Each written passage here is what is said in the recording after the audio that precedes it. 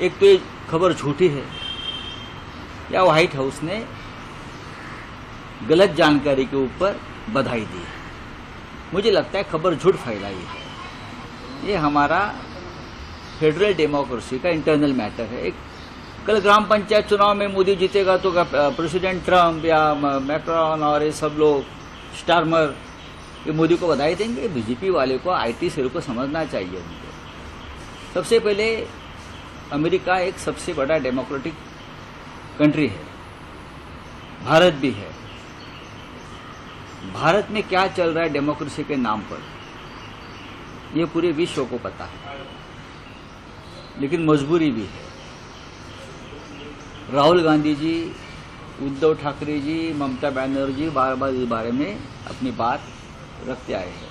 इसलिए मैंने सिर्फ मेरा कर्तव्य है इस देश का नागरिक होने के बावजूद कि प्रेसिडेंट डोनाल्ड ट्रंप को करेक्ट करें। इस देश में पश्चिम बंगाल में, तमिलनाडु में, आसाम में डेमोक्रेसी के नाम पर क्या खेल चल रहा है ये विश्व को भी पता होना चाहिए।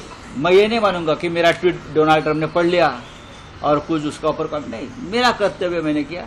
देश के लाखों करोड़ों लोगों ने ये करना चाहिए कि डोनाल्ड ट्रंप एक राज्य के चुनाव कोई पार्टी जीत जाती है किसी देश में तो प्रेसिडेंट ऑफ अमेरिका उनके पास कितने काम पड़े हैं। वो हॉर्मुज़ की समुद्र धुनी को खोलना है, उनके सामने बड़ा ईरान और इजराइल का युद्ध में उनको ध्यान देना है। हाँ, बहुत सी बातें हैं। तो वेस्ट बंगाल में मोदी जीत गया, यहाँ वो जीत गया, उसके ऊपर वो बधाई देगा। ये बीजेपी वाले मोदी जी की छवि खराब कर रहे हैं। सर तमिलनाडु के गवर्नर अपॉर्चुनिटी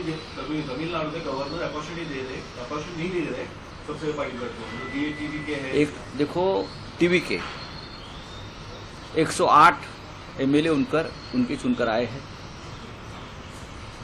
संविधान ये कहता है कि सबसे बड़ी पार्टी को सबसे पहले बुलाया जाता है और बहुमत सिद्ध करने का जो फ्लोर है वो विधानसभा है।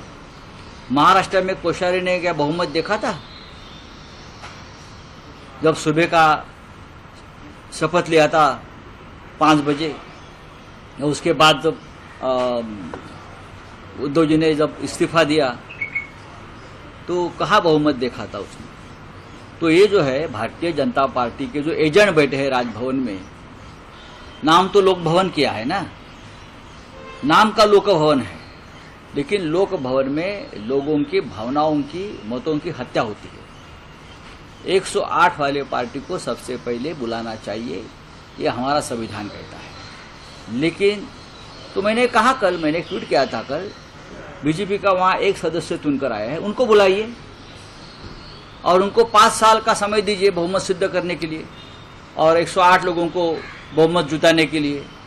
एक है बीजेपी का तमिलनाडु में एक सदस्य चुनकर आया है, फिर राज्यपाल ने उनको बुलाया, चलो आप आइए और उनको 5 साल का समय दीजिए बहुमत सिद्ध करने के लिए। 5 साल बीजेपी यही कर सकते है, ये कर भी सकती है बीजेपी। चलिए, ममता बनर्जी को भी असेंबली को डिसॉल्व कर दिया गवर्नर ने पश्चिम बंगाल। देखो अब उसका ऊपर क्या बात करेंगे, ये कॉन्स्टिट्यूशनल प्रोविजन है। अब ममता जी लड़ाई करेंगी, ममता जी की लड़ाई में हम सब लोग शामिल होंगे। उद्धव ठाकरे साहब ने भी उनसे बात की है।